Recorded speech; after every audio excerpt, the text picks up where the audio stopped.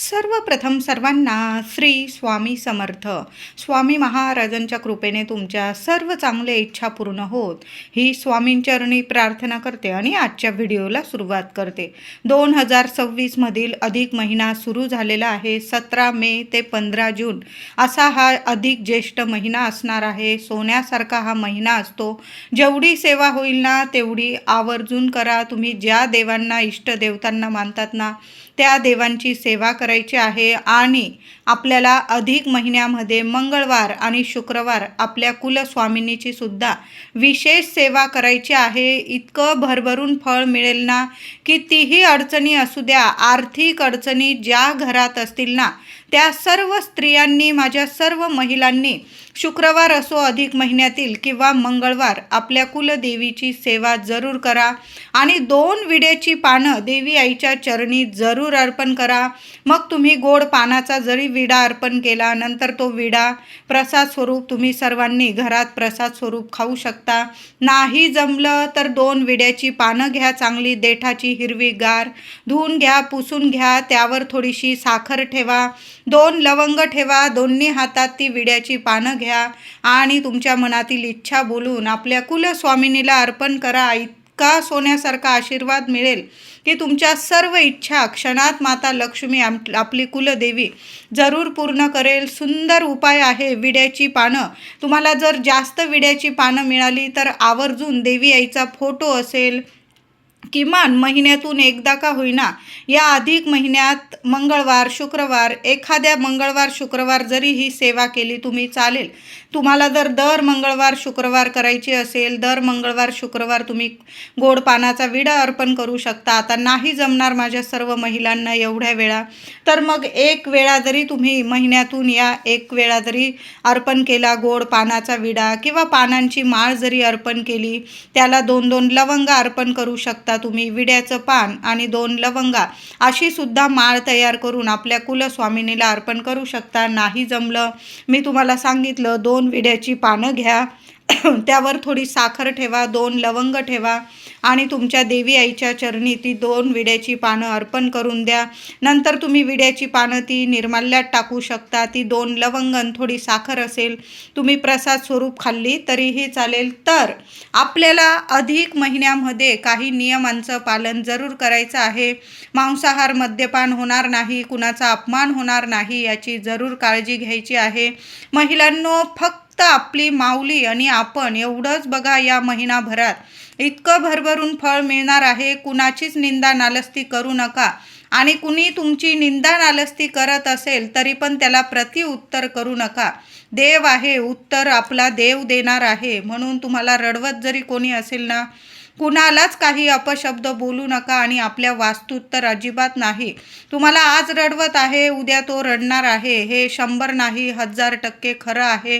कलियुग आहे. देव इथंच करायला लावतो आणि इथंच भरायला लावतो.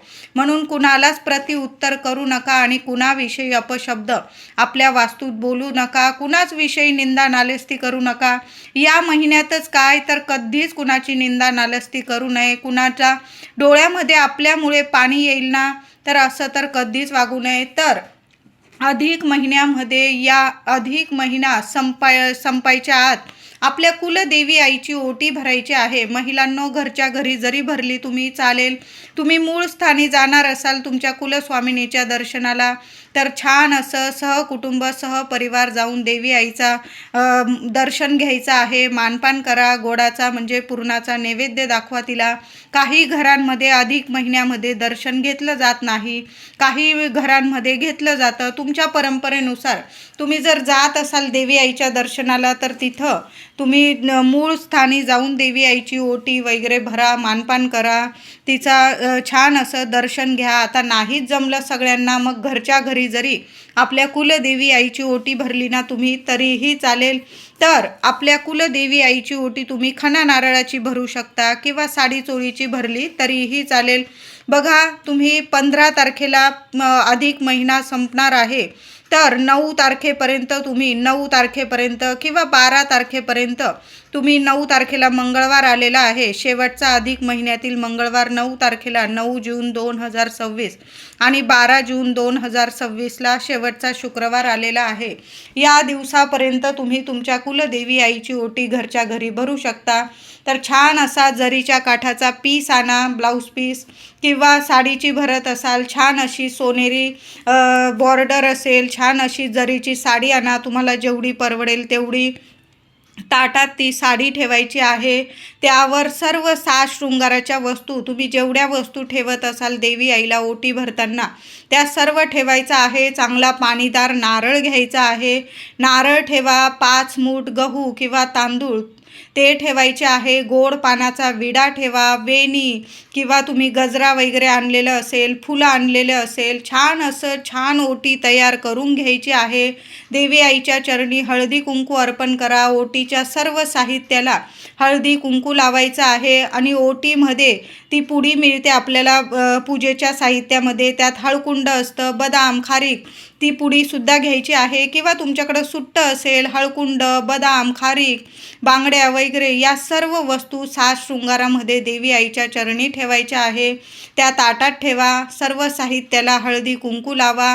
बांगड्या, देवी आईची ओटी भरताना स्वतःच्या हातातसुद्धा हिरव्या बांगड्या भरा आणि ओटीतसुद्धा डझनभर बांगड्या ठेवा किंवा अर्धा डझन ठेवा, पण बांगड्या जरूर ठेवायच्या आहे. आणि हिरव्या रंगाला तर खूप महत्त्व आहे. देवी आईच्या ओटीत हिरव्या बांगड्या, हिरवा चांगला पानाचा विडा या वस्तू जरूर ठेवा. छान असं ओटीचं ताट हृदयाजवळ घ्यायचं आहे. तुमच्या मनातील इच्छा बोला आणि देवी आईच्या चरणी 5 वेळा टेकवून तुम्ही ती ओटी अर्पण करायचं आहे. आता तुमच्या घराजवळ जर देवी आईचं मंदिर असेल तर ते ओटीचं सर्व साहित्य तुम्ही देवी आईच्या मंदिरात दुसऱ्या दिवशी जरी अर्पण करून आलात चालेल. आता नाहीच तुमच्या घराजवळ ओटीचं साहित्य देण्यासाठी मंदिर, मग तुम्ही ते साहित्य स्वतः जरी वापरलं ना महिलांनो चालेल. ज्या वस्तू असतील, वेणी वगैरे, गजरा तुम्ही डोक्यात माळू शकता, खण असेल तुम्ही शिवू शकतात, ब्लाऊज वगैरे, साडी तुम्ही नेसू शकता, पानाचा विडा प्रसाद स्वरूप खा. आणि जे ओटीचं नारळ असेल ना ते एखाद्या देवी मंदिरात चढवण्या किंवा तुम्ही ते फोडून खाऊ शकतात, कारण आपण देवी आईची ओटी भरलेली आहे. ते ओटीचं प्रसाद स्वरूप तुम्ही सर्व साहित्य स्वतःसुद्धा वापरू शकता. अशाच पद्धतीने अधिक महिन्यामध्ये तुमच्या आईची सुद्धा ओटी भरायची आहे. आईच्या तुम्ही घरी गेलात, तुमचा मानपान होत आहे, तिथं तुम्हाला वाणाला बोलवलेलं आहे, तर तुम्ही सुद्धा आईला घरी बोलवा, तिला जेवण खावण करा, तिचा मान सन्मान करा, तिची खणा नारळाची, साडी चोळीची, तिची ओटी भरा आणि त्या ओटीमध्ये सुद्धा आईला सुद्धा एक गोड पानाचा विडा द्या.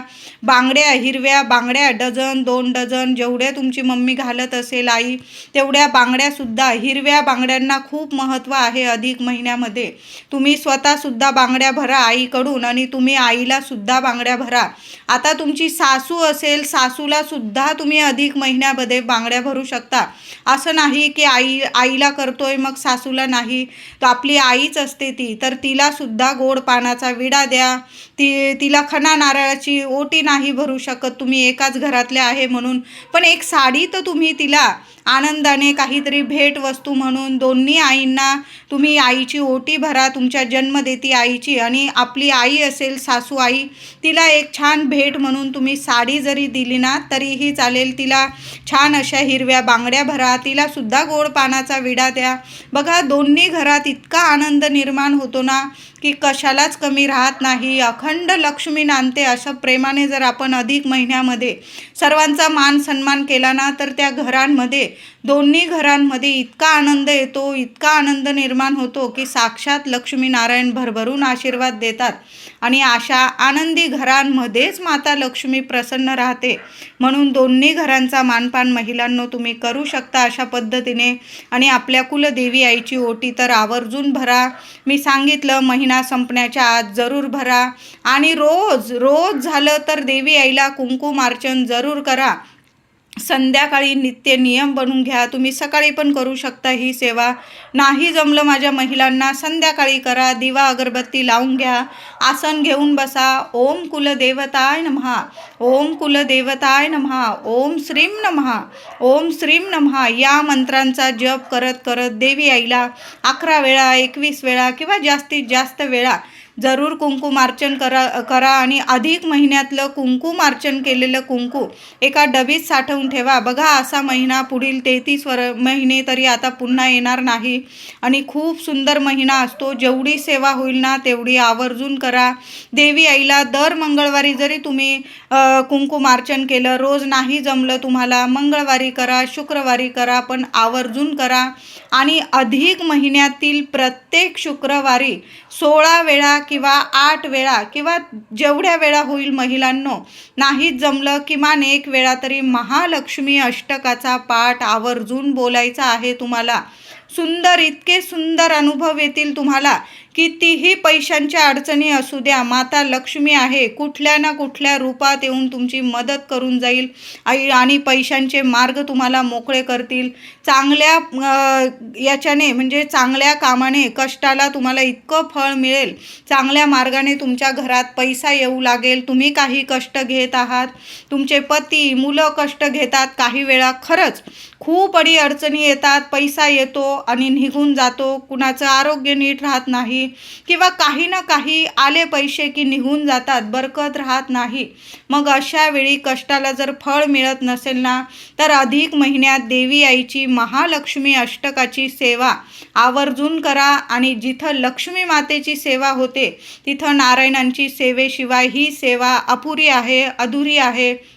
म्हणून रोज 1 वेळा तरी विष्णू सहस्त्र नामावली ऐकलं तुम्ही यूट्यूबवर तरी चालेल, जर असं मोठ्या स्वरात लावा. लक्ष्मीनारायणांची, आपल्या माऊलीची, आपल्या देवांची सेवा आपल्या वास्तूला सुद्धा ऐकू द्या. वास्तू नेहमी प्रसन्न राहील आणि अशा प्रसन्न वास्तू जिथं नारायणांची सेवा होते ना, तिथं माता लक्ष्मी आपला उंबरठा सोडून कधीच कुठं जात नाही. व्यंकटेश स्तोत्राची सेवा करू शकता तुम्ही, 3 दिवसाची सेवा करू शकता किंवा महिनाभर जेवढ्या वेळा तुम्हाला व्यंकटेश स्तोत्र पठण करता येईल ना तेवढ्या वेळा जरूर करा. सकाळी करा, संध्याकाळी करा, कुणी तर रात्री 12 वाजता सुद्धा सेवा करतात.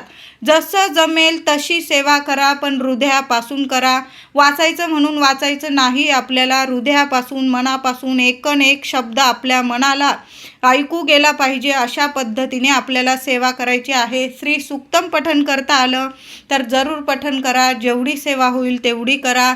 श्री स्वामी चरित्र सारामृताचं 1 जरी पारायण झालं ना, तुम्हाला जास्त करायचे तुम्ही करू शकता, पण किमान अधिक महिन्यात 1 तरी पारायण जरूर आपल्या घरात छान करा. तुम्हाला गुरुचरित्राचं पारायण करायचं असेल तर तुम्ही या अधिक महिन्यात जरूर करू शकतात. त्याचबरोबर अधिक महिनाभर महिलांनो संध्याकाळचा एक नियमच बनवून घ्या. 4 दिवस वगैरे असतील तर माझ्या दादांनी जरी दिवा अगरबत्ती केली चालेल, पण माझ्या सर्व महिलांनी संध्याकाळचं रुटीन बनवून घ्या. संध्याकाळी दार वगैरे बंद करून कुठंच जाऊ नका, जरासं नंतर जा किंवा आधीच जाऊन या, पण ऐन संध्याकाळी 6:30 ते 7:30 आपलं दार, मुख्य दार तरी उघडं ठेवा, खिडक्या उघडं ठेवा.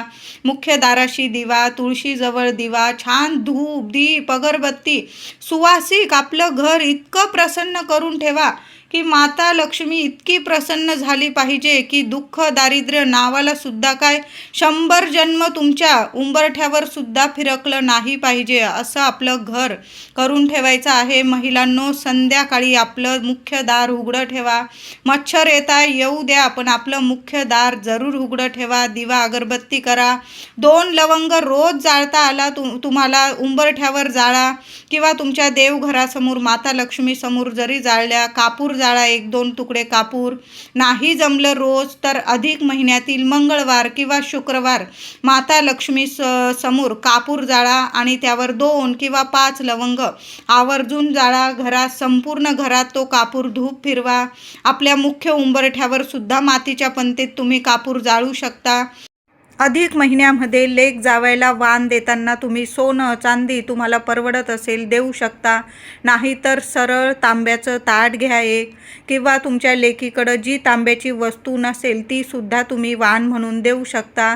पण त्या वाणात एक तांब्याचा दिवा, त्यात फुलवात ठेवा, गाईचं तूप टाका आणि प्रज्वलित करून ताटामध्ये तो दिवा ठेवा. 33 अनारसे, बत्तासे, तुम्हाला ज्या वस्तू भेट म्हणून द्यायच्या आहे त्या वस्तू आणि तो प्रज्वलित केलेला दिवा, असं ताट तुम्हाला लेक जावयाला वाण म्हणून द्यायचं आहे. अधिक महिन्यामध्ये सोन्या चांदी स्टीलपेक्षा सुद्धा तांब्याच्या दानाला वाणाला खूप महत्त्व आहे. आणि त्यात एक निरांजन जर तुम्ही दिला तुमच्या लेकीला तर तिचं भाग्य उजळणार आहे, तिच्या घरात सुख समृद्धी येणार आहे.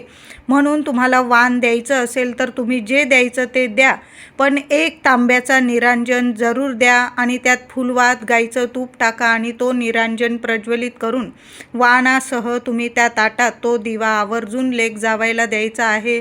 त्याचबरोबर अधिक महिन्यामध्ये स्वामी चरित्र सारामृताचे जेवढे पाठ होतील ना तुमच्याकडून तेवढे जरूर करा. दत्त माऊलींची सेवा करत असाल तर गुरुचरित्राचं पारायण करू शकता. नाही जमलं दत्त बावन्नी जरी तुम्ही रोज पठण केली, गाईच्या तुपाचा दिवा लावा. गाईच्या तुपाच्या दिव्याला अधिक महिन्यामध्ये खूप अत्यंत प्रभावी ठरतो गाईच्या तुपाचा दिवा.